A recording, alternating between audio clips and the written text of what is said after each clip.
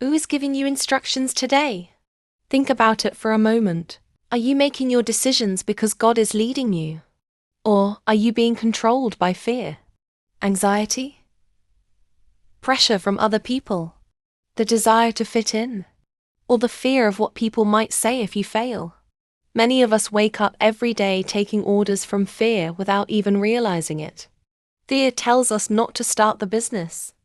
Anxiety tells us not to apply for the opportunity. People's opinions tell us to stay where it's comfortable, but God has something completely different to say. In Joshua 1-9, God says, "Have I not commanded you? Be strong and courageous. Do not be afraid. Do not be discouraged, for the Lord your God will be with you wherever you go." Notice something important here. God didn't say, "If you feel brave, go ahead." He didn't say, "If everything looks perfect, then move." No, He commanded us to be strong and courageous. Imagine walking out of your house every morning with that assurance. Imagine knowing that the King of Kings has already gone before you. Suddenly, you're no longer acting because you're scared. You're not moving because everyone else is doing it. You're moving because God has commanded you to move. There is a huge difference between living under the command of fear and living under the command of God. Fear says, "Don't try." God says, "Be courageous." Anxiety says, "What if it fails?" God says, "I am with you." People say, "You're not good enough." God says, "I've already called you." So let me ask you, is there a business God has placed on your heart, but fear keeps telling you it will fail? Is there a ministry, a dream, or a purpose that you've been postponing because you're worried about what people will think?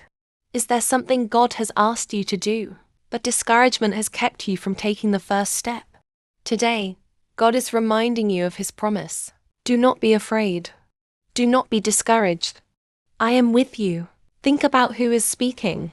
This is the Creator of the universe, the one who says He holds the hearts of kings in His hand, the one who owns everything on earth, the one who feeds every living creature, the King of Kings and the Lord of Lords. If He is the one speaking to you, why should fear have the final word? Don't do what you're doing simply because you think you can handle it on your own. Do it knowing that God is with you.